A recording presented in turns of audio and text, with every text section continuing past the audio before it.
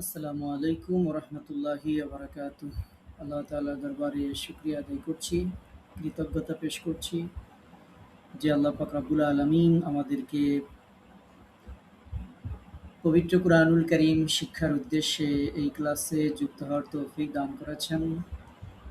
যে আল্লাহ তাআলা আমাদেরকে শারীরিক ও মানসিকভাবে সুস্থ রেখেছেন, ভালো রেখেছেন, এখনো পর্যন্ত হায়াত দিয়ে এই পৃথিবীর আলো বাতাসে যে আল্লাহ তাআলা আমাদেরকে বাঁচিয়ে রেখেছেন, এজন্য সেই মহান মুনিবের দরবারে কালিমাতুশ শুকর আদায় করছি। আমরা পড়ছি আলহামদুলিল্লাহ।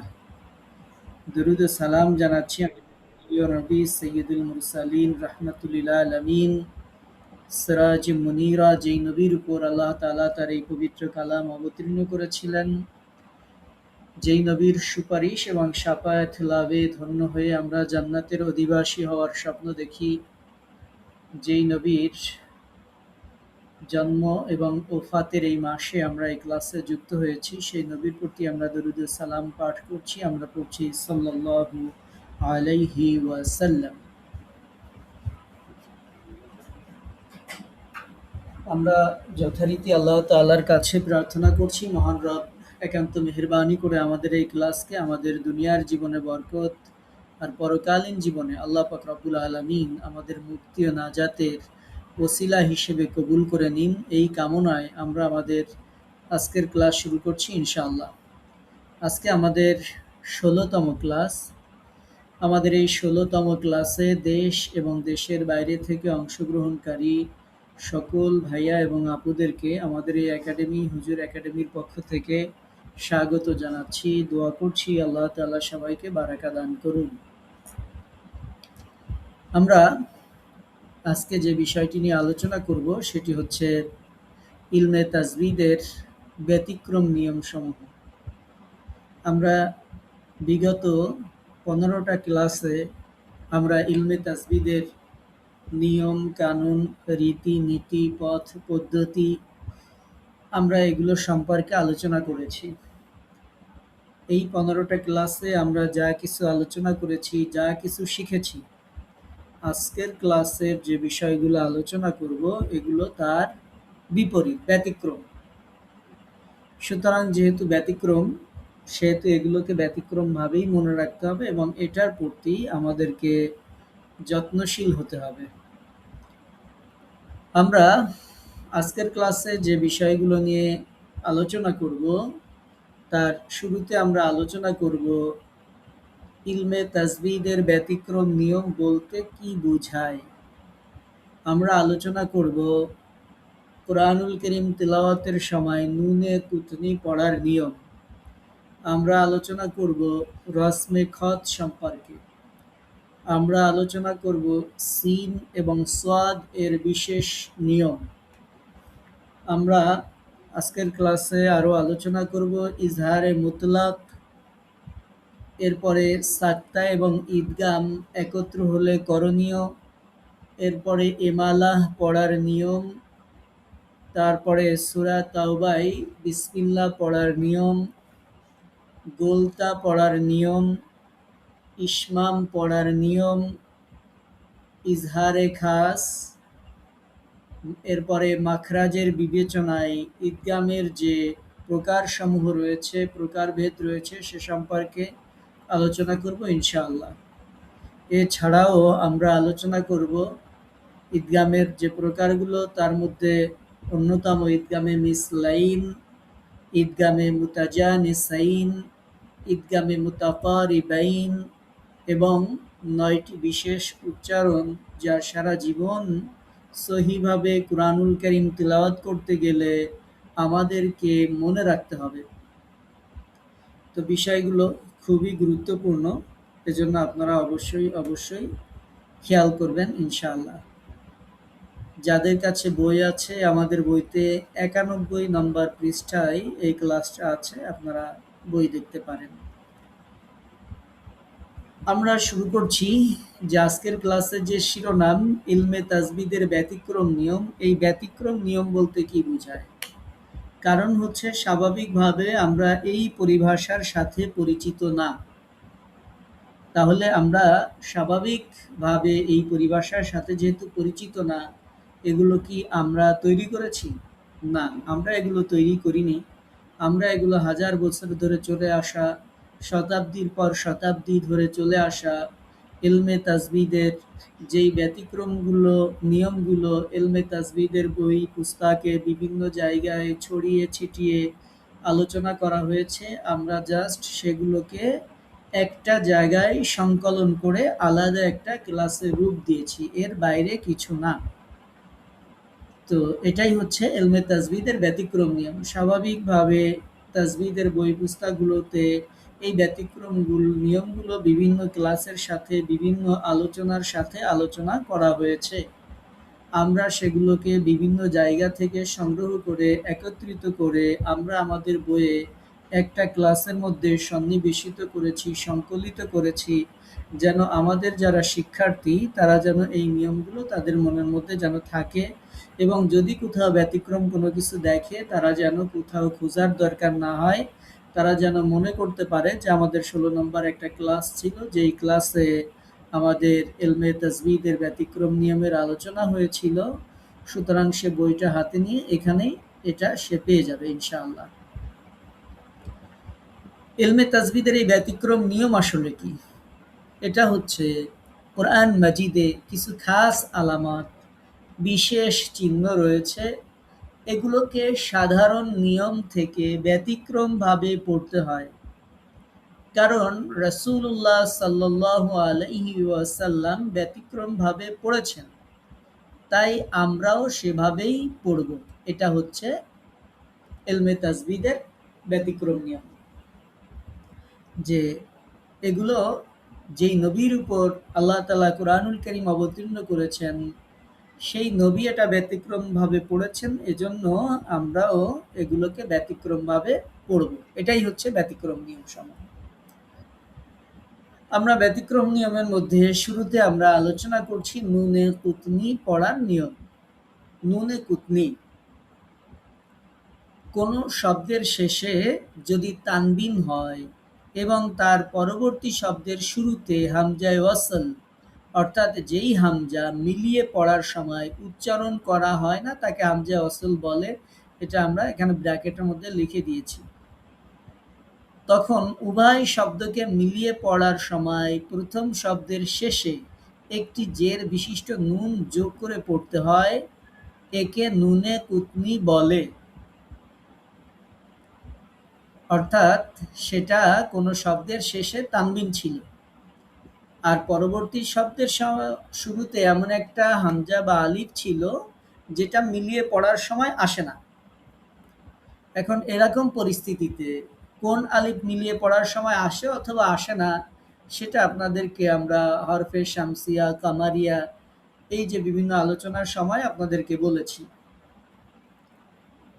এখন এই তানবিনের সঙ্গে যখন পরবর্তী শব্দের শুরুতে এমন আলিফ আসে যে আলিফ মিলিয়ে পড়ার সময় আসে না, তখন ওই তানবিনকে আমরা বাদ দিয়ে দিই।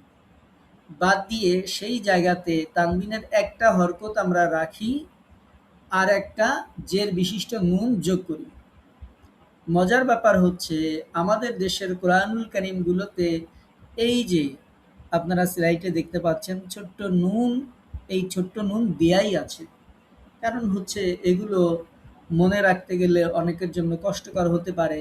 আমাদের দেশে প্রচলিত যেই কোরআনগুলো, যেই মাসহাফগুলো, যেই সাফাগুলো, সেখানে এই নুন দেয়াই থাকবে। তো এই নুনের নাম হচ্ছে নুনে কুতনি। এই নুন আমরা তাহলে পড়ব কিভাবে? আমরা এখন দেখেন এখানে ছিল জামিআন, এরপরে ছিল আল্লাজি। এখন জামিআন আর আল্লাজি যখন মিলে পড়া হয় তখন এটাকে আমরা আলিফটাকে বাদ দিয়ে পড়া হয়। আমরা তাহলে এটাকে পড়ব জামিআনিল্লাযী। তো এই যে মুহাম্মাদানিল ওয়াসিলা কদিরুনিল্লাযী লুমাযাতিনিল্লাযী এভাবে আমরা এই তানবিনগুলোর পরিবর্তে এই জায়গায় একটা নুন দিয়ে আমরা পড়ব। আর এই নুনগুলো দেয়া থাকবে। তো বিভিন্ন সময় দেয়া নাও থাকতে পারে। নেটে বিভিন্ন ফন্টে, তারপরে বিভিন্ন মাসরাফে অনেক ক্ষেত্রে দেয়া থাকে না। তো এটা আমরা একটু অবশ্যই খেয়াল করব। এরপরে যেমন শেষের উদাহরণ, বিযিনাতিনিল কাওয়াকিব নূহুন ইবনাহ, এভাবে আলিমুনিল্লাযী, এই নুনটা ধরে আমরা পড়ব। তো এটা তো আমাদের জন্য ইনশাআল্লাহ সহজ হবে। আশা করি কঠিন হবে না ইনশাআল্লাহ। আশা করি আপনারা বুঝতে পেরেছেন যে এই নুনকে নুনে কুতনি বলে। আমরা এরকম আরেকটা বিষয় নিয়ে কথা বলবো এখন, সেটা হচ্ছে রসমে খত। রসম মানে হচ্ছে নিয়ম। আমরা যে বলি যে রসম রেওয়াজ আছে এরকম, সেই রসম মানে হচ্ছে নিয়ম। আর আমরা যে লিখি এই লেখাটাকে আরবিতে বলা হয় খত। তো রসমে খত মানে হচ্ছে লেখার নিয়ম, অর্থাৎ আরবি শব্দগুলো লেখার যে নিয়ম, সেই নিয়মকে রসমে খত বলে। পারিভাষিকভাবে বলতে গেলে রসমে খত আরবি শব্দ লেখার ওই নিয়মকে বলে যা লেখায় আসে কিন্তু পড়ায় আসে না। তাহলে আশা করি বুঝাইতে পারছি, লেখায় আসবে, পড়ায় আসবে না। যেমন দেখেন এখানে লেখা আছে সলাওয়াতুন, এর মধ্যে একটা ওয়াও আছে, কিন্তু এই ওয়াও অক্ষরটাকে আমরা স্বাভাবিকভাবে পড়ি না। আমরা বিশেষ দুই একটা ক্ষেত্রে দেখবেন ওয়াওতে পবিত্র কোরআনে খাড়া জবর দেওয়া আছে, সেই জায়গাতে আমরা শুধুমাত্র ওয়াওটা পড়ি, বাকি কোনো জায়গায় এই ওয়াওগুলোকে পড়া হয় না। কোরআনে একটা আয়াত আছে হাফিজু আলা সলাওয়াতি ওয়াস সলাতিল উস্তা। এই হাফিজু আলা সলাওয়াতি, এই জায়গাটাতে ওয়ার উপর খাড়া জবর আছে। তাছাড়া স্বাভাবিকভাবে বাকি যত সলাত আছে ম্যাক্সিমাম সলাতের মধ্যে ওয়াও আছে, কিন্তু দেখবেন কোনো হরকত নাই। তার মানে এটা পড়তে হবে না। তাহলে সলাওয়াত লেখা থাকলেও আমরা এটাকে পড়বো সলাত। তো এই যে ওয়াও লেখার মধ্যে আসে, পড়ার মধ্যে বাদ, এটার নাম হচ্ছে রাসমে খাত। রাসমে খাত মানে লেখার নিয়ম, লেখার জন্য এভাবে লিখতে হয়। যেমন আমরা মুসা পড়ি, এরপরে জাকাত পড়ি। আমরা তো জাকাওয়াত বলি না, কিন্তু জাকাত যখন আমরা লিখি তখন কিন্তু জাকাওয়াত ওয়াও দিয়ে লিখতে হয়। তো এগুলো লেখার মধ্যে আসে, পড়ার মধ্যে আসে না, এরকম অসংখ্য শব্দ পবিত্র কোরআনুল কারিমের মধ্যে আছে। তো এটাকে বলা হয় রসমে খত, লেখার নিয়ম। যেমন আমরা কারো যদি আমাদের বাচ্চাদের আল্লাহ হেফাজত করুন অনেকের নিউমোনিয়া হয়। এখন নিউমোনিয়া লিখতে গেলে শুরুতে তো পি দেওয়া লাগে, কিন্তু আমরা পি তো উচ্চারণ করি না। এরকম অনেক, নলেজ লিখতে গেলে মাঝখানে একটা ডি আছে, কিন্তু আমরা উচ্চারণ করি না। এরকমভাবে বাংলা ভাষায় আমরা পদ্মা বলি, লেখার সময় পদ্মা লিখি। তো এই যে প্রত্যেকটা ভাষায় এরকম কিছু বিষয় আছে যেগুলো লিখতে আসে, পড়তে আসে না। তো এটার নাম হচ্ছে রসমে খাত, আরবিতে এটাকে বলে রসমে খাত। এগুলো এখন আমরা রসমে খাত বুঝবো কিভাবে? যে উস্তাদ আমরা যে কোনটা রসমে খাত আর কোনটা রসমে খাত না, কুরআনুল কারীম তেলাওয়াতের সময় আমরা বুঝবো কিভাবে, সেটা সহজ করে বলেন। সহজ হচ্ছে যে কুরআনুল কারীমে যেই ওয়াও বা ইয়া যেগুলোতে দেখবেন যে হরকত নাই, সেগুলোই হচ্ছে রসমে খাত, সেগুলো বাদ দিয়ে পড়বেন। হিসাব সহজ। তো এটুকু একটু খেয়াল করলেই হবে। অনেকে ভাবেন যে এখানে হরকত নেই, মনে হয় টাইপিং মিস্টেক হয়ে গেছে, আমি একটা হরকত দিয়েই পড়ি। না, এগুলো টাইপিং মিস্টেক না, এগুলো রসমে খাত, এগুলোতে হরকত থাকবে না। তো যেটাই হরকত থাকবে না সেটা বাদ দিয়ে পড়বেন। এটুকু মনে রাখলে রসমে খাত হয়ে যাবে। আর রসমে খাত একটা দুইটা শব্দে না, পবিত্র কোরআনুল কারিমে প্রচুর শব্দের মধ্যে এই নিয়ম পদ্ধতি ব্যবহৃত হয়েছে। গতকালকে একজন আপু আমাদেরকে প্রশ্ন করেছিলেন, জানি না আজকে তিনি ক্লাসে আছেন কিনা, থাকলে খেয়াল করবেন, যে উস্তাদ সিন সোয়াদ আপনি বলেছেন যে একটার উপরে একটা থাকলে উপরেরটা পড়বো, তো সিন সোয়াদে আমরা কি করব? আমরা বলেছিলাম যে আগামী ক্লাসে আমরা এটা নিয়ে আলোচনা করব বা সামনের ক্লাসে এটার জবাব দিব। দেখেন ওনার সেই উত্তরটা এখানে লেখা আছে। কোরআন মাজিদের ৪টা জায়গায় সোয়াদের উপরে ছোট্ট করে সিন লেখা আছে। তাহলে কোরআন মাজিদে আছেই হচ্ছে ৪ জায়গায়। সুতরাং টেনশনের কোনো কারণ নেই। ২ জায়গায় সিন পড়া উত্তম, ১ জায়গায় সোয়াদ পড়া উত্তম, আরেক জায়গায় সিন ও সোয়াদ উভয় পড়া সমান। এখন আছেই যেহেতু কোরআনে ৪ জায়গায়, তাহলে আমাদের সেই সূত্র, যেটা সহজ সূত্র আগে শিখাইছি, যে আপনি যেই কোরআনটা পড়েন সেই কোরআনটা হাতে নেন আর আমাদের বইটা হাতে নেন। হাতে নিয়ে পৃষ্ঠা নাম্বার ৯২ বের করেন। বের করার পরে এখানে দেখেন ১, ২, ৩, ৪ ৪টা সূরার ২২ সিরিয়ালে আয়াত নাম্বার দেয়া আছে। সূরা বাকারার ২৪৫ নাম্বার আয়াত, আপনি সেখানে যান, লেখা আছে ইয়াবসুতু। এখন এইখানে আমরা সিন পড়বো না সোয়াদ পড়বো? এই যে ডান পাশে দেখেন লিখে দিয়েছি যে এই জায়গাতে সিন পড়া উত্তম। তাহলে ইয়াবসুতু আপনি একটা চিহ্ন দিয়ে রাখেন যে এখানে আমরা সিন পড়ব। সূরা বাকারার ২৪৫ নম্বর আয়াতে এই শব্দটাকে আপনি একটু মার্কিং করে রাখেন, ঝামেলা শেষ।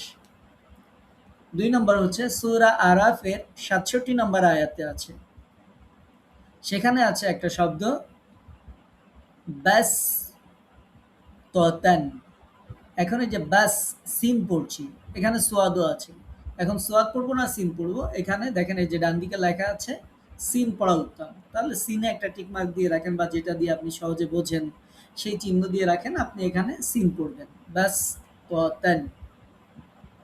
এরপরে ৩ নম্বরে সূরা গাশিয়া, এই সূরার ২২ নম্বর আয়াত বের করবেন। একটা শব্দ আছে বিমুসাইতির। এখন সিনও আছে সোয়াদও আছে, এই জায়গাতে দুইটাই পড়া যাবে।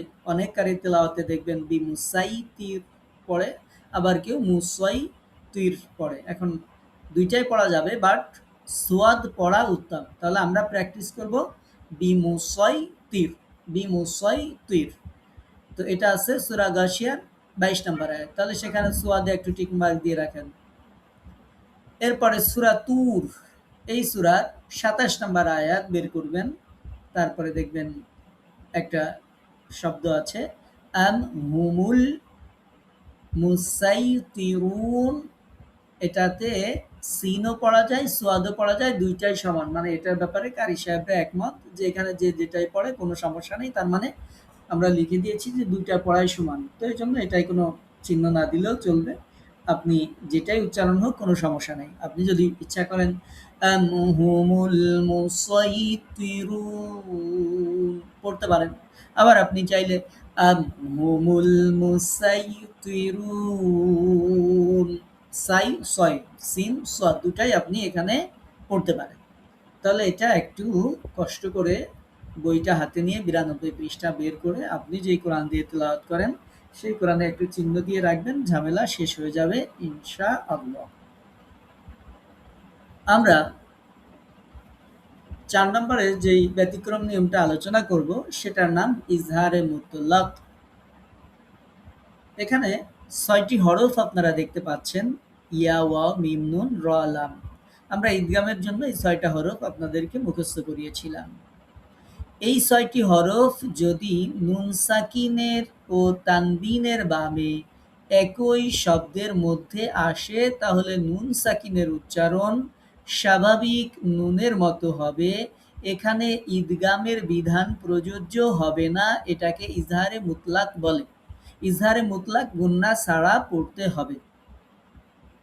তাহলে আবার বোঝেন, এই যে ৬টা হরফ যদি নুন সাকিন ও তানবিনের পরে একই শব্দের মধ্যে আসে, শুধু পার্থক্য হচ্ছে এই একই শব্দের মধ্যে আসা।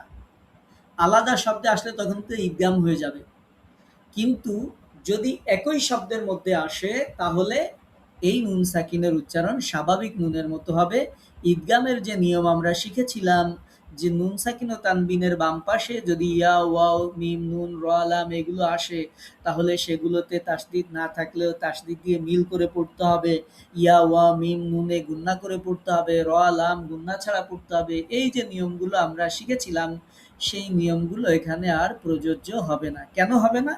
শুধু এই কারণে যে নুন সাকিনের পরে এই অক্ষরগুলো একই শব্দের মধ্যে এসেছে। এরকম শব্দ পবিত্র কুরআনুল কারীমে স্বাভাবিকভাবে এই ৪টা শব্দই ব্যবহৃত হয়েছে। তো এর জন্য এই ৪ টা শব্দকে আমরা উল্লেখ করে দিয়েছি। কেউ যদি চায় যে আমি শুধু এই ৪ টা শব্দ মনে রাখবো তাহলেও আলহামদুলিল্লাহ হয়ে যাবে। একটা হচ্ছে দুনিয়া। এখন আমরা এখানে গুণনাও করতে পারবো না, মিলও করতে পারবো না। দুনিয়া, দুনিয়াই পড়তে হবে। আরেকটা আছে বুনিয়ানুন। এখানেও বুনিয়ানুন যেমন আছে তেমনই পড়তে হবে।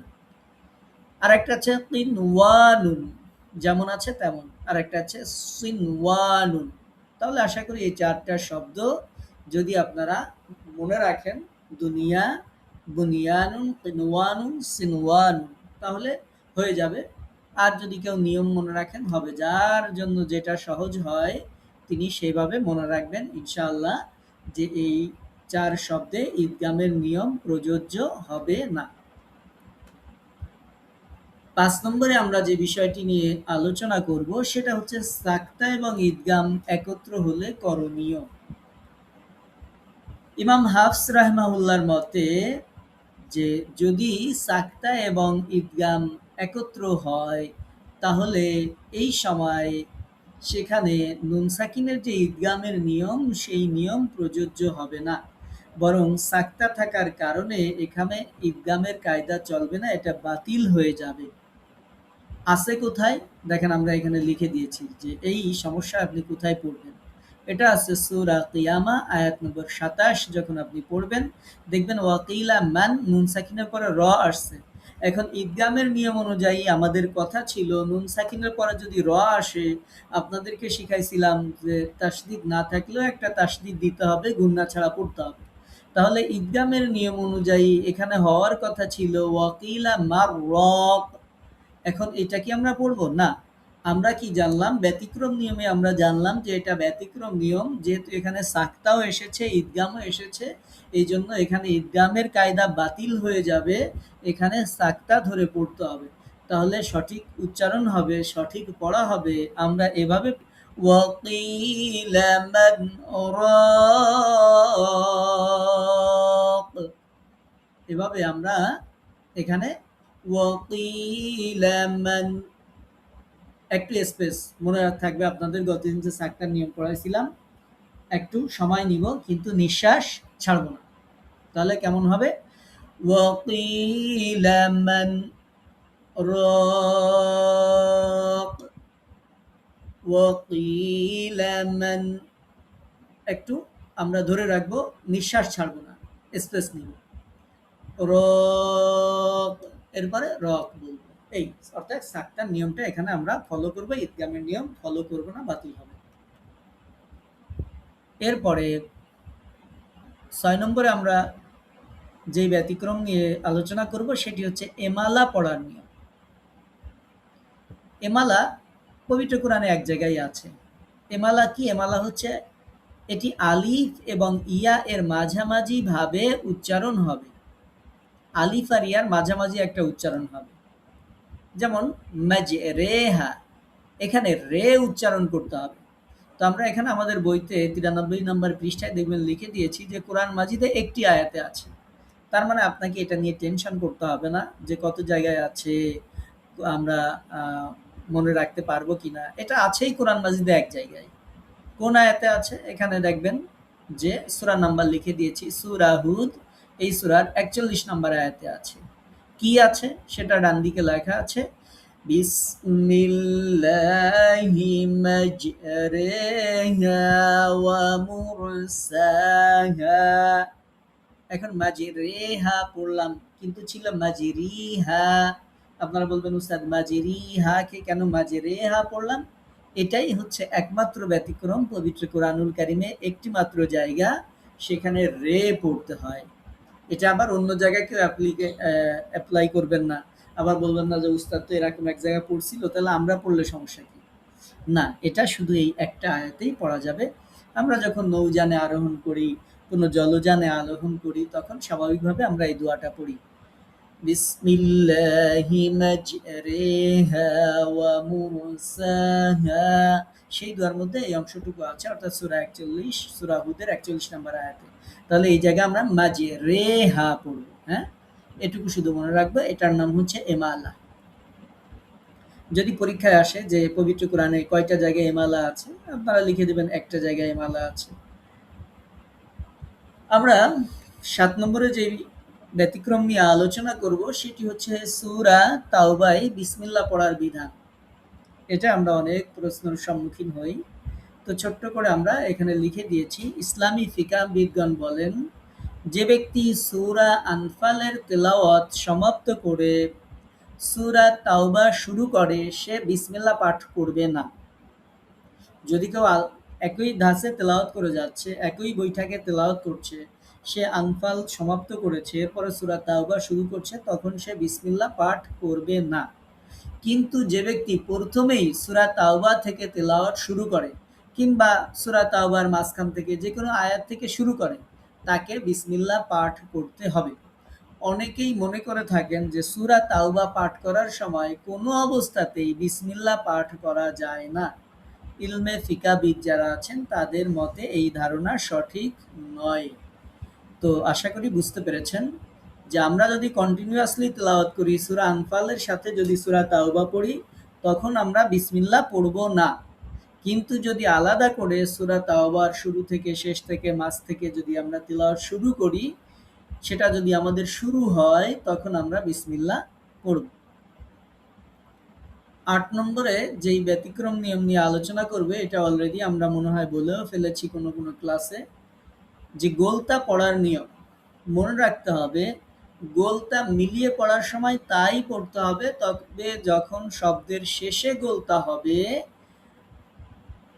ওয়াকফের সময় সর্ব অবস্থায় গোলতাকে গোলহা এবং সাকিন করে পড়তে হবে। এটুকু আমরা মনে রাখবো যে গোলতার উপর যখনই আমরা ওয়াকফ করব, সেই গোলতার উপর যাই থাক, জবর থাক, জের থাক, পেশ থাক, তারপরে গোলতার উপর দুই জবর, দুই জের, দুই পেশ যাই থাক না কেন, কোনো দিকে তাকানোর দরকার নেই। যদি গোলতার উপরে ওয়াকফ করি, তাহলে আমরা গোলতার নুক্তাগুলো ফেলায় দিব, তাহলে এটা হা হয়ে যাবে, আর সেখানে একটা সাকিন দিয়ে দিব। যেমন আকিমুস সালাত, তা লেখা আছে, হ্যাঁ? এখন আমরা যখন এখানে ওয়াকফ করব, তখন আকিমুস সালাহ, আমরা এখানে হা পড়ব, গোল হা সাকিন দিয়ে পড়ব। এটা হচ্ছে গোলতা পড়ার নিয়ম। আমরা ৯ নম্বরে যে ব্যতিক্রম নিয়ম নিয়ে আলোচনা করব, সেটি হচ্ছে ইশমাম পড়ার নিয়ম। পেশ উচ্চারণ না করেও ঠোঁট পেশ উচ্চারণের মতো গোল আকৃতির করাকে ইশমাম বলে। এটা করতে হয় পবিত্র কুরআনুল কারীমে একটা মাত্র আয়াতে, সেটা হচ্ছে সূরা ইউসুফ, এই সূরার ১১ নম্বর আয়াতে। এটা আমি আপনাদেরকে সঠিকভাবে বুঝাইতে পারবো না। এটা হচ্ছে ঠোঁটের দিক তাকাইতে হবে। ঠোঁটের দিক তাকাইলে তখন সে বুঝতে পারবে। এটার বিভিন্ন তেলাওয়াত নেটে, ইউটিউবে দেয়া আছে, সার্চ দিলে পাওয়া যায়। আপনারা যদি ইশমাম এটা যদি সার্চ দেন, অনেক ভিডিও পাবেন, যেই জায়গাতে এই ইশমামের ভিডিওগুলো আছে, সেখানে আপনারা দেখতে পাবেন যে কারি সাহেবরা তেলাওয়াত করছেন, তাদের ঠোঁট গোল আকৃতি করছেন। এই গোল আকৃতির মতো ইশারা করাকে ইশমাম বলে। এটা হচ্ছে, এখানে যদি তামান্না উচ্চারণ করা হয়, সেই ক্ষেত্রে নুনের উপর তাসদীদের স্থানে গুণনা করার সময় ঠোঁট পেশ উচ্চারণের মতো গোল আকৃতির করতে হবে, কিন্তু পেশ উচ্চারণ হবে না। যেমন قالوا يا أبانا ما لك لا تأمنا على يوسف। এই যে তামান্না, আপনারা ঠিকই গুন্নাই শুনতেছেন, কিন্তু এটা যখন উচ্চারণ করা হবে, এই নুনের উপর তাসদীদের স্থানে গুন্না করার সময় ঠোঁটটাকে একটু গোল করতে হবে, কিন্তু পেশ আবার উচ্চারণ করা যাবে না, মানে তা মান্নু বলা যাবে না, তা মান্নাই বলতে হবে, বাট ঠোঁটটা একটু গোল করতে হবে। এটার নাম ইশমা। ১০ নম্বরে আমরা যেটা আলোচনা করব, সেটা হচ্ছে ইজহারে খাস। এটা একটু মনে রাখেন, পবিত্র কুরআনুল কারীমে অনেক শব্দের মধ্যে আছে। এটা হচ্ছে মিম সাকিনের বামে, মিম সাকিনের বামে ওয়াও এবং ফা, এই দুইটা অক্ষর যদি থাকে তাহলে মিম সাকিনকে খেয়াল করে স্পষ্ট করে পড়তে হবে। এটাই হচ্ছে ইজহারে খাস। উল্লেখ্য যে মিম সাকিনের পরে মিম ও বা ব্যতীত অন্য যে কোনো হরফ থাকলেই তো আমরা জানি স্পষ্ট করে পড়তে হয়। তাহলে এই দুইটা অক্ষর আলাদা করে বলার কারণ কি? আলাদা করে বলার কারণ হচ্ছে এই দুইটা হরফে স্পেশালি কেয়ার করতে হবে, খেয়াল রাখতে হবে। যেমন সূরা ফাতিহার ৭ নম্বর আয়াত যখন আমরা পড়ব, গায়রিল মাগদুবি আলাইহিম ওয়ালাদ-দাল্লিন।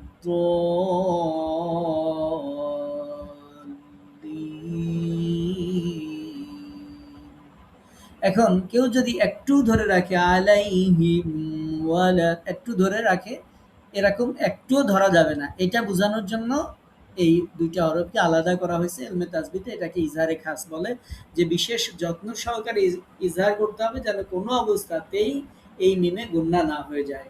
কখন? যদি মিমের পরে ওয়াও থাকে, যদি মিমের পরে ফা থাকে। ওয়াও থাকলে পড়লাম, আর ফা থাকলে যেমন সূরা ইয়াসিন যখন তেলাওয়াত করবেন ৫৭ নম্বর আয়াতে দেখবেন, লাহুম ফিহা ফাকিহাতু ওয়া লাহুম মা ইয়াদউন। এই যে লাহুম ফিহা, এখন কেউ যদি একটু ধরে লাহুম ফিহা, একটু ধরলেও পড়া সহি হবে না।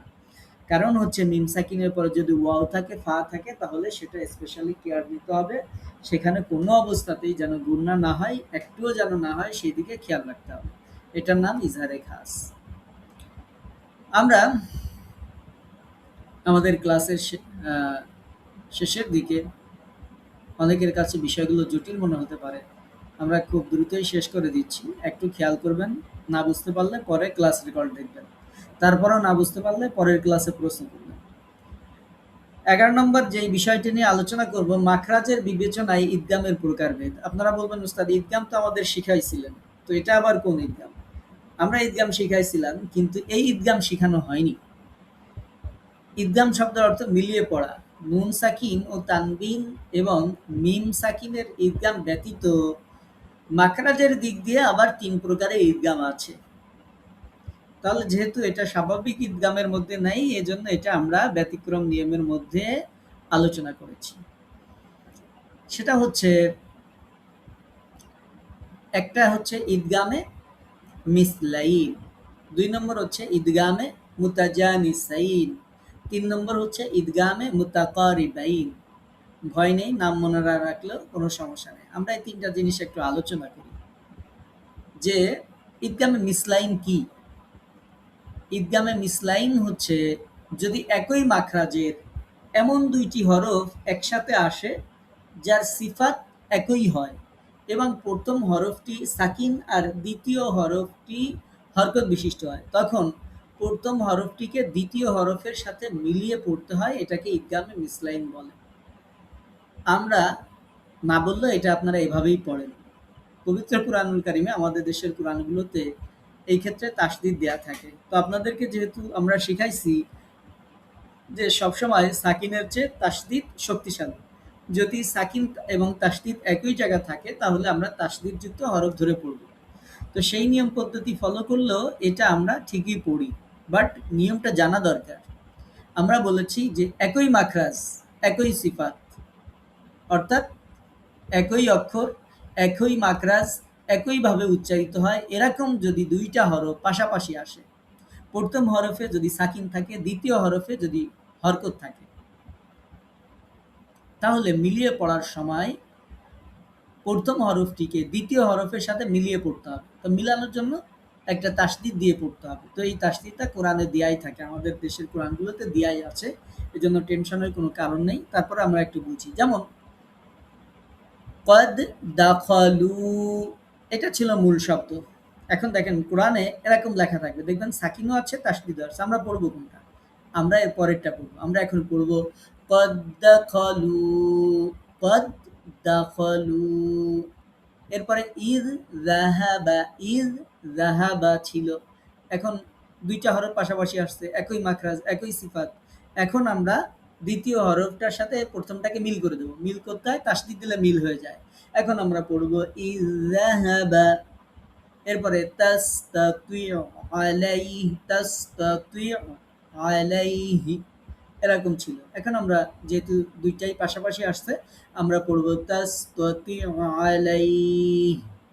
এভাবে এই যে একটা হরফকে আমরা পরের হরফের সাথে মিল করে দিলাম, এটার নাম ঈদগামে মিসলাইন। ঈদগামে মুতাজানিসাইন কি?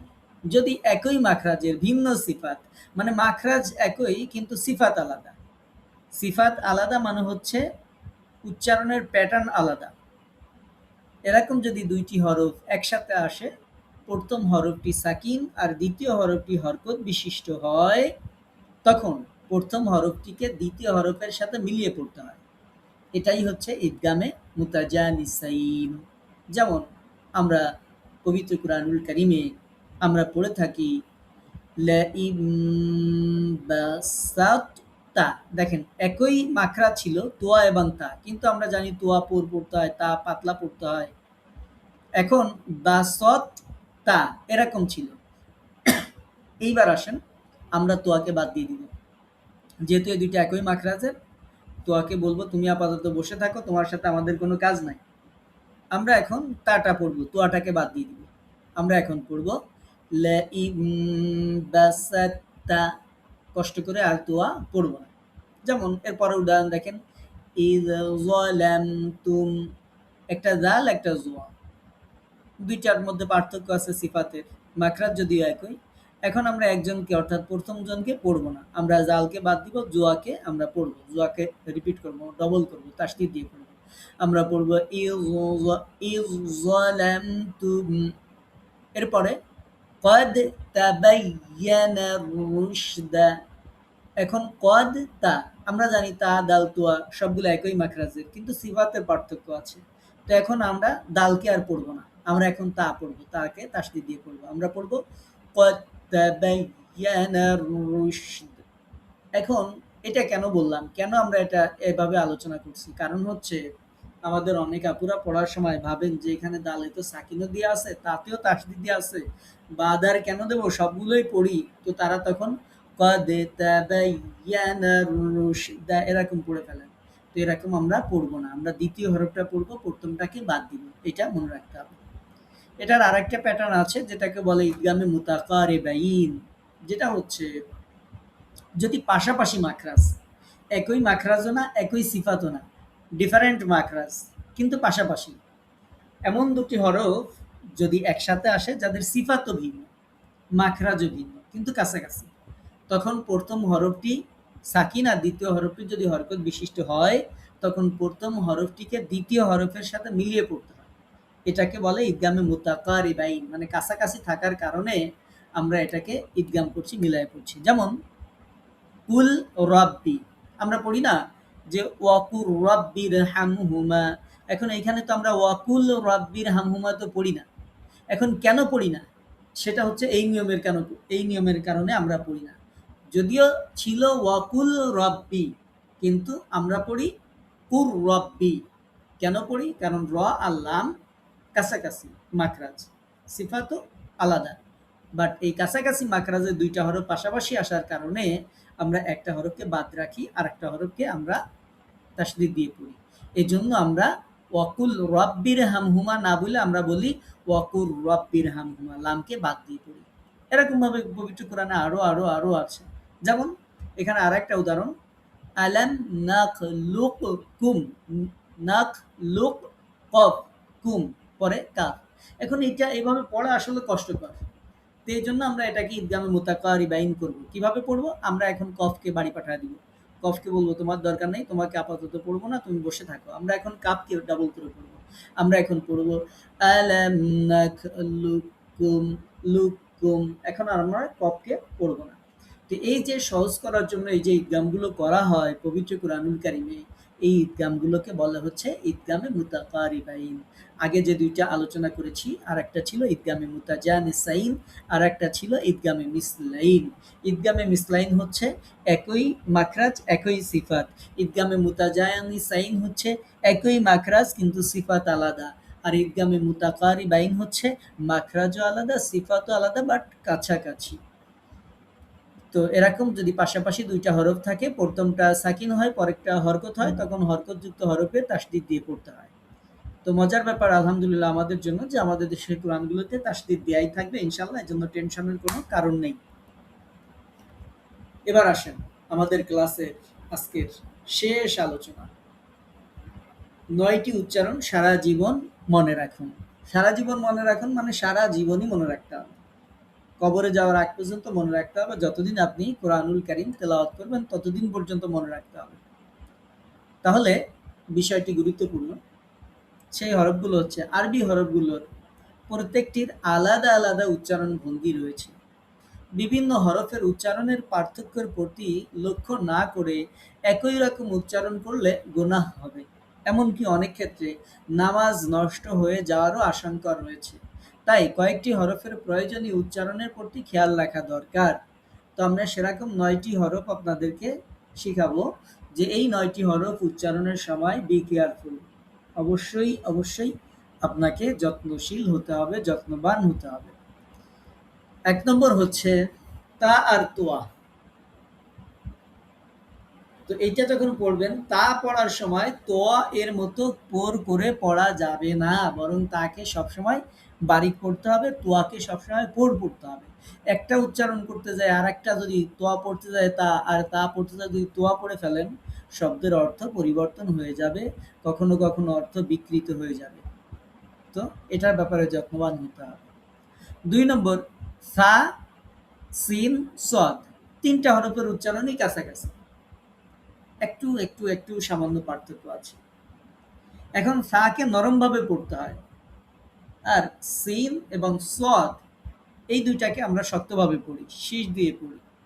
এখন কেউ যদি সাকে নরম না পড়ে সিন সোয়াদের সাথে মিল করে পড়ে, এটা করা যাবে না। সাকে নরমভাবেই পড়তে হবে যেন সিন সোয়াদের মতো না শোনা যায়। এটার ব্যাপারে খেয়াল রাখতে হবে। ৩ নম্বরে সোয়াদ আর সিন, সা বাদ দিলাম। এবার থাকলো সোয়াদ আর সিন। এই ২ টার মধ্যেও পার্থক্য আছে। সোয়াদ যখন আমরা পড়ি, সোয়াদটাকে আমরা পোর পড়ি। আর সিন যখন পড়ি, সিনটাকে আমরা বারিক পড়ি। যেমন সায়ালামুন। কিন্তু যখন সোয়াদ পড়ছি তখন সিরাতাল, সোয়াদটা আমরা পোর পড়ছি। তো সোয়াদ কখনোই সিনের মতো বারিক পড়া যাবে না, আর সিনকে কখনো সোয়াদের মতো পড়া যাবে না। এটা খেয়াল রাখতে হবে। ২ টা অক্ষর আলাদা। কোনো অক্ষর যদি পরিবর্তন হয় শব্দের অর্থ পরিবর্তন হয়ে যাবে। অনেক ক্ষেত্রে নামাজ ভেঙেও যেতে পারে। রাল নরমভাবে পড়তে হবে আর ঝা শক্তভাবে পড়তে হবে। রাল আর ঝা কাছাকাছি উচ্চারণ। তো একটু মনে রাখতে হবে রাল সবসময় আমরা নরম পড়ব। ইযা জাআ, এই যে ইযা, রাল নরম হবে। এটাকে আবার ইযা এরকম পড়া যাবে না। ঝা শক্ত, রাল নরম। ঝাকে নরম বানানো যাবে না, আর দালকে শক্ত বানানো যাবে না। একটু খেয়াল করে পড়তে হবে। কফ কখনো কাফের মতো বারিক করে পড়া যাবে না। কফ, কলা। এখন এটা বারিক করলে কি হয়? কালা। কাফের মতো হয়ে যায়। তো এটা খেয়াল রাখতে হবে। আমরা এই ভুলগুলো কারেকশন দিতে অনেক ক্ষেত্রে দেখা যায় অনেকবার আমাদের আপুদেরকে, ভাইয়াদেরকে বলা লাগে। আমরা যতই বলি কলা, তিনি কালাই পড়বেন। একটু পরে ৩ বার ঠিক পড়ছে তো ৪র্থ বার যায় আবার কালা পড়ে ফেলবে। মানে আগের থেকে অভ্যাস। তো এটা করা যাবে না। কলা, কফ কখনো কাফের মতো বারিক হবে না। এটা মনে রাখতে হবে। তারপরে ৬ নম্বরে আছে দোয়াদ এবং দাল। বিশেষ লক্ষ্য রেখে দোয়াদকে পোর পড়তে হবে, দালকে বারিক পড়তে হবে। এটা আমাদের অনেক সময় দোয়াদটা দালের মাখরাজে চলে আসে, ইচ্ছায় অনিচ্ছায় বিভিন্ন সময় চলে আসে। বাট এটা আমরা খেয়াল রাখি যেন একেবারে দোয়াদকে দোয়াদ যেন দালের মাখরাজ থেকে উচ্চারণ করে না ফেলি, একটু খেয়াল রাখতে হবে। ৭ নম্বরে মনে রাখতে হবে জাল সবসময় বারিক হবে, জ সবসময় পোর পড়তে হবে। জালিকা, জা বারিক। আবার যখন লিমুন পড়ছি তখন জকে পোর পড়ছি। এখন লিমুন পড়তে যায় কেউ যদি লিমুন পড়ে তাইলে হয়েছে, তাহলে অক্ষর পরিবর্তন হয়ে যাবে। জালিকা পড়তে যায় যদি কেউ লিকা বলে তাহলে সেম ভুল হবে। এই জন্য জাল বারিক, জ পোর সর্ব অবস্থায় খেয়াল রাখতে হবে। আর এগুলো বেশি ভুল যায়, কাছাকাছি তো, এই জন্য এগুলো ভুল বেশি যায় বলেই আমরা আলাদা করে উল্লেখ করেছি। আইন এবং হামজা এর পার্থক্য সবসময় খেয়াল রাখতে হবে। হামজা হলকের শুরু থেকে, আইন হলকের মধ্যখান থেকে উচ্চারণ করতে হয় চেপে ধরে। এই বিষয়গুলো অবশ্যই অবশ্যই খেয়াল রাখতে হবে। যেমন আমরা আলহামদুলিল্লাহি রাব্বিল আলামিন, রাব্বিল আলামিন। এখন আমাদের আপুরা পড়তে যায় সুন্দর করে পড়ে আলহামদুলিল্লাহি রাব্বিল আলামিন। এই যে পড়ে ফেললো, আইনকে যে পড়ে ফেললো, হামজা পড়ে ফেললো, অর্থ পরিবর্তন হয়ে যাবে। আল্লাহ বললেন পৃথিবীর কথা, আর তিনি এটার আরেকটা অর্থ তৈরি হয়ে যাবে। তো এই জন্য সব সময় খেয়াল রাখতে হবে ভাইরা আপুরা, মেহেরবানি করে আইন যেন হামজা উচ্চারণ না হয়, দয়া করে খেয়াল রাখবেন। আয়াতের অর্থ বিকৃত হয়ে যায়। আর এই ভুলগুলো আমরা যেহেতু বিভিন্ন কোর্সে আমাদের অনেক শিক্ষার্থীদের সাথে আমাদের কার্যক্রম, তো আমরা দেখি এই ভুলগুলোই তারা করেন। এই ভুলগুলো রাখা যাবে না, এগুলোই আমাদের ভুল হয়। এই ছোট্ট ছোট্ট বিষয়গুলো একটু খেয়াল করলে ইনশাল্লাহ কোরআন তেলাওয়াত সহি হবে। ৯ নম্বর সর্বশেষ, দুইটা হা আছে, একটা হায় হাওয়াজ, একটা হায় হুত্তি। তো এই হায় হাওয়াজ আর হুত্তি মনে না থাক, একটা গোল হা আর একটা বড় হা, এটা তো অন্তত মনে থাকবে। তো এইটা অবশ্যই অবশ্যই দুইটা আলাদা আলাদা হবে। গোল হা যেটা, সেটা যেটা হায় হাওয়াজ, সেটা হলকের শুরু থেকে উচ্চারণ করতে হয়। আর যেটা হা, সেটা হলকের মধ্যস্থল থেকে উচ্চারিত হয়। এখন আমরা যখন ইহদিনাস সিরাতাল মুস্তাকিম, এই এই হা হচ্ছে হায় হাওয়াজ, ধাক্কা দিয়া, এই যে গোল হা। এখন এইখানে যদি কেউ পড়ে ফেলে ইহদিনাস সিরাতাল, এই যে এরকম যদি পড়লে তাহলে 12টা বাজে গেল নামাজের। আবার আলহামদুলিল্লাহি রাব্বিল আলামিন, এখানে যদি কেউ পড়ে ফেলে আলহামদুলিল্লাহি, তাহলে তার নামাজের অবস্থা 12টা বেজে যাবে। অর্থাৎ অর্থই পরিবর্তন হয়ে যাবে, আয়াতের অর্থ বিকৃত হয়ে যাবে, সহজ কথা। তো এই জন্য যেটা হায় হাওয়াজ সেটাকে সেভাবে ধাক্কা দিয়ে হলকের শুরু থেকে উচ্চারণ করতে হবে নরম করে। আর যেটা হায় হুত্তি সেটাকে কণ্ঠনালীর মাঝখানে চেপে ধরে উচ্চারণ করতে হবে। দুইটা হা কাছাকাছি, আর এগুলোতে আমাদের ভুল হয়। আর এজন্যই এটা আমরা আলাদা করে উল্লেখ করে দিয়েছি যে আপনারা এগুলোতেই স্বাভাবিকভাবে ভুল হয়। আপনাদের হয়তো ভুল না হতে পারে, বাট ইতিপূর্বে আমাদের যত স্টুডেন্টরা ছিল তাদের ম্যাক্সিমামই আমরা এই ভুলগুলো তাদের পেয়েছি। আপনারা আবার অনেকে বলতে পারেন ওস্তাদ আমরা তো এই ভুল করি না, আপনি বলছেন যে এই ভুল আপনারা করেন। তো এই জন্য বলছি আমরা এই পর্যন্ত যত স্টুডেন্ট পেয়েছি নাজেরাতে ম্যাক্সিমামই তাদেরকে এই ভুলগুলো আমাদের কারেকশন দিতে হয়।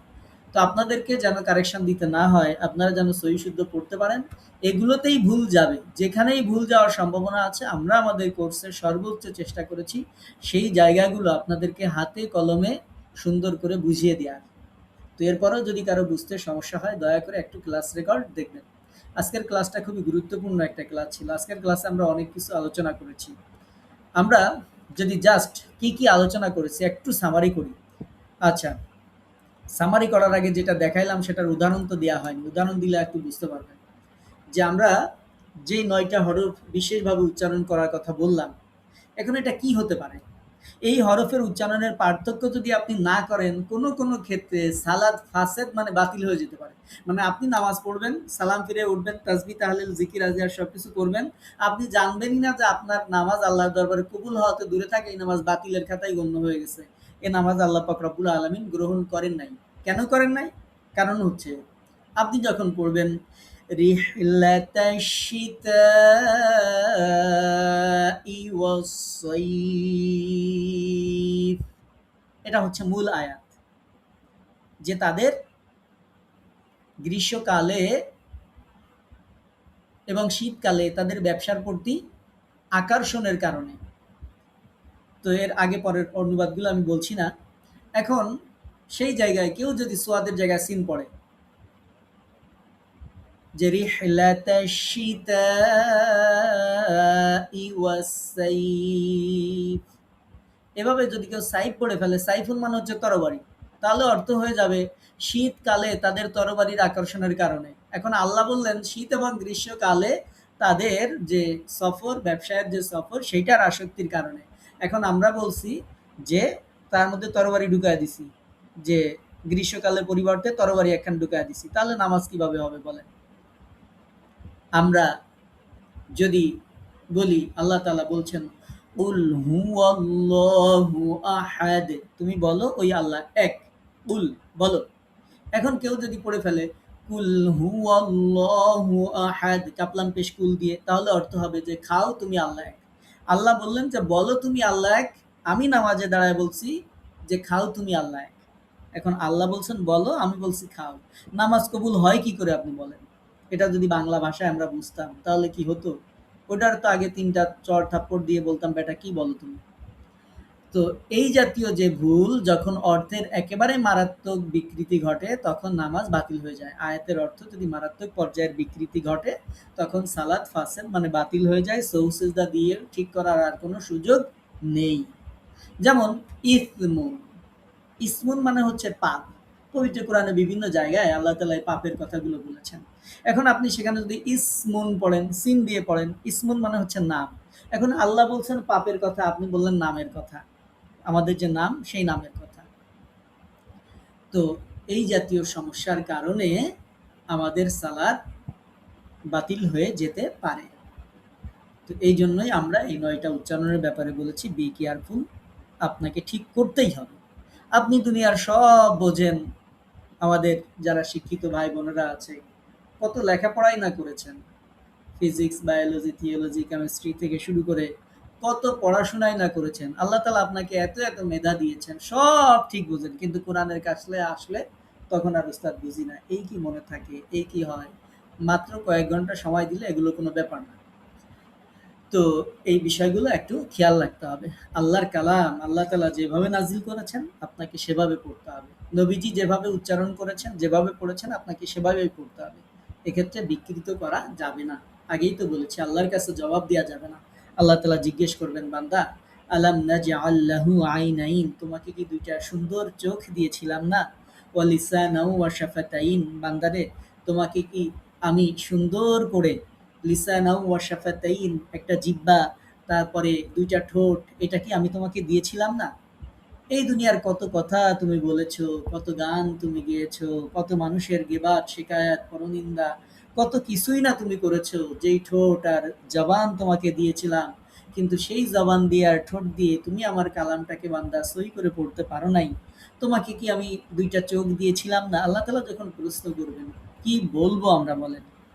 এবং আল্লাহ তাআলা প্রশ্ন করবেনই। আল্লাহ তাআলাই বলে দিয়েছেন সুম্মা লাতুসআলুন্না ইয়াওমাইযিন আনিন নাঈম, বান্দাকে প্রদত্ত আমার প্রত্যেকটা নিয়ামতের ব্যাপারে আমি বান্দাকে জিজ্ঞাসা করব। তো আল্লাহ যদি একবার ধরেই বসেন তাহলে মাপ পাওয়ার কোনো উপায় নেই। এজন্য আমাদের ক্লাস যেহেতু শেষের পথে, এই তাসবিদের কোর্সে আপনারা যা শিখছেন, কোরআন আপনাকে সই করতে হবে, কোনো অজুহাত দেওয়া চলবে না যে এটা পারতাম না, বুঝতাম না, বয়স বেশি হয়ে গেছে, এখন কি হয়। আমাদের একাডেমিতে আলহামদুলিল্লাহ ৬০ বছর প্লাস, ৭০ বছর প্লাস আপুরা তারাও কোরআনকে সহি করেছে, করছে।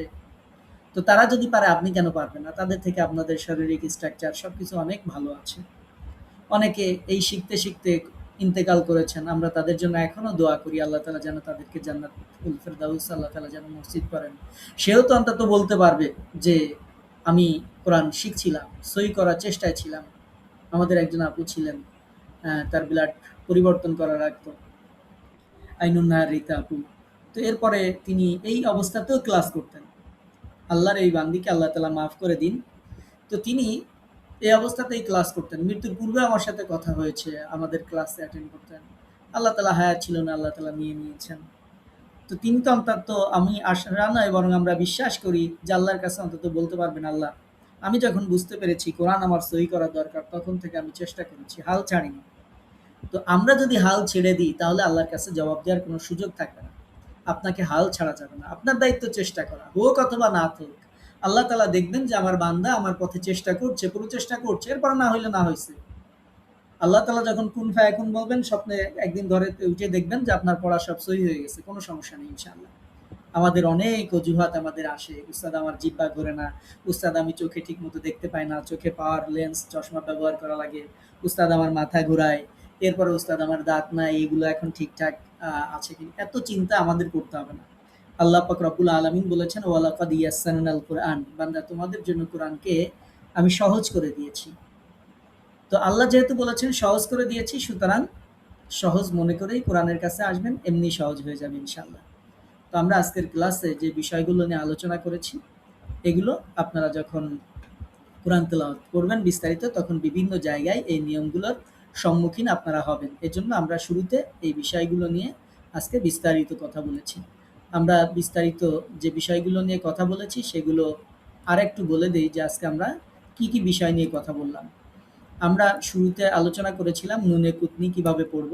এরপরে রসমে খাত আমরা আলোচনা করেছি। তারপরে সিন এবং সোয়াদ পবিত্র কোরআনে ৪ জায়গায় আছে। কোন জায়গায় কিভাবে পড়ব সেটা আমরা আলোচনা করেছি। আমরা ইজহারে মুতলাক নিয়ে আলোচনা করেছি। সাকতা এবং ঈদগাম একত্র হলে কিভাবে পড়ব সেটা নিয়ে আলোচনা করেছি। এমালা কিভাবে পড়তে হবে সেটা নিয়ে কথা বলেছি। সূরা তাওবায় বিসমিল্লাহ পড়ব কি পড়ব না, বা কখন পড়ব আর কখন পড়ব না সেটা নিয়ে আলোচনা করেছি। গোলতা কিভাবে পড়তে হবে সেটা নিয়ে আলোচনা করেছি। ইশমাম কিভাবে পড়তে হবে সেটা নিয়ে আলোচনা করেছি। ইজহারে খাস বিশেষভাবে মনে রাখতে হবে সেটা নিয়ে আলোচনা করেছি। মাখরাজের বিবেচনায় যে ৩ রকমের ঈদগাম আছে, ঈদগামে মিসলাইন, মুতাজানিসাইন, মুতাকারিবাইন, সেগুলো নিয়ে আলোচনা করেছি। এবং সর্বশেষ আমরা ৯ টি উচ্চারণ নিয়ে আলোচনা করেছি, যেগুলোর ব্যাপারে বলেছি সারা জীবনের জন্য কোরআন সহি যদি কেউ করতে চায়, তাকে এই উচ্চারণগুলোর ব্যাপারে যত্নশীল হতে হবে, কেয়ারফুল হতে হবে। তো আজকের ক্লাসে আমরা যা কিছু আলোচনা করেছি, আল্লাহর কাছে দোয়া করি আল্লাহ পাক রব্বুল আলামিন আপনাকে, আমাকে, আমাদের সবাইকে এগুলো ফলো করার, অনুসরণ করে কোরআনুল কারীমকে সহি করে তেলাওয়াত করার তৌফিক আল্লাহ তাআলা একান্ত মেহেরবানি করে আমাদেরকে দান করুন। আমরা পড়ছি আমিন। আজকের ক্লাসে কারো কোনো প্রশ্ন আছে কিনা, থাকলে বলতে পারেন। আমাদের সামনের শুক্রবারে সেমিনার হবে একটা গুরুত্বপূর্ণ, আমাদের কিছুদিন পর